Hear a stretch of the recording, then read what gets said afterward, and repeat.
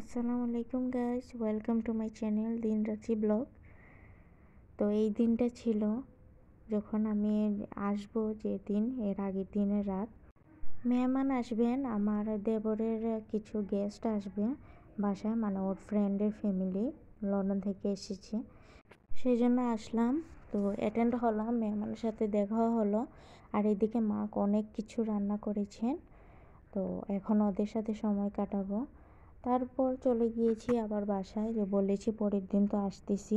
তো গিয়েই পিঠার আয়োজন রেডি করে নিলাম। আম্মা আর কি পিঠা বানাচ্ছেন, আর এইগুলো কালকে আমি বাসায় যাওয়ার সময় নিয়ে যাব। তো এই যে এটা হলো স্পেশাল নুনের পিঠা, সিলেটের বিখ্যাত পিঠা বললেই চলে। তো এটা বানানো হচ্ছে, আর তেলের পিঠা বানিয়েছি। তো পরের দিন দিনের বেলা চলে যাব। তো বেশি একটা ক্যামেরায় ক্লিপগুলো নিতে পারি নাই, ইদানিং খুব বেশি ব্যস্ততায় আমার দিনগুলো গিয়েছিল। তো এইদিকে আমি বাসায় এসে আবার বের হয়েছি মুদি দোকানে গিয়ে, আমি এইগুলো আমার বাথরুমের বাজারগুলো নিয়ে এসেছি। তো এখানে অল্প করে এইবার বাজার এনেছি, কারণ এবার বেশি কিছু আমার লাগবে না, তাই অল্প অল্প করে নিয়ে এসেছি। এগুলো এখন গুছিয়ে রেখে দিব। আর আপনাদের সাথে বেশি বড় ব্লগ শেয়ার করতে পারিনি, আর যতটুকু শেয়ার করেছি ততটুকুই আপনারা একটা লাইক দিয়ে দেখবেন প্লিজ। আর যদি ভালো লাগে তাহলে একটা সুন্দর একটা কমেন্ট করবেন। আর যারা এখন পর্যন্ত সাবস্ক্রাইব করেননি, প্লিজ আমার চ্যানেলটির পাশে থাকবেন, সাবস্ক্রাইব করে দেখবেন। তো এখন থেকে কন্টিনিউ ভিডিও দিব।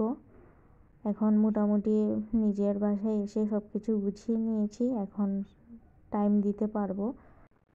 আসলে এতদিন ধরে তো আর বেশি একটা অভ্যাস নেই, ঝট করে ভিডিওটা ধরতেও পারি না, মোবাইলটা হাতে নিতে পারিনি, অনেক সময় ভুলেও যাই। তো যতটুকু পারি আপনাদের সাথে শেয়ার করি একটু একটু করে। তো এখানে আজকে বেশি কিছু আনিনি, শুধু সাবান, তারপরে টিস্যু, হারপিক, পাউডার, এগুলোই টুকটাক এনেছি, আর তেমন কিছু আনিনি। তারপর রাত্রে একটা সিম্পল খাবার দিয়ে শেষ করে নিয়েছি, বেগুন ভাজা আর লাউয়ের পাতা ভাজা, আর সাথে ছিল তরকারি ফুলকপি। তো এখন আমার পাখিগুলোকে আপনাদের সাথে শেয়ার করছি। আমার পাখিগুলোকে রেখে গিয়েছিলাম, তো মাশাআল্লাহ আমার পাখিগুলোর পালক উঠে গিয়েছে, খুব ভালো লাগছে দেখে। আর এতদিনে যে ধৈর্যের ফল ধরলে যে আসলে আল্লাহ তাআলা দেন, এটা আজকে আবারও বুঝলাম। আসলে আমরা শুকরিয়া করতে পারি না আল্লাহর কাছে। দেখুন কত সুন্দর তিনটা প্রাণ আমার ঘরে দিয়ে গিয়েছে। তো আমি 3 বছর যাবত ধরে পাখিগুলো পালছি, তো কোনো ধরনের রেসপন্স পেয়েছিলাম না। অনেক দিন পর ডিম পেড়েছে, তারপরও ডিম থেকেও বাচ্চা টিকতো না। মাশাআল্লাহ আজকে এইবার আমি 3টা বাচ্চা পেয়েছি, সুস্থ আছে। তো আজ এই পর্যন্তই, দোয়া করবেন সবাই।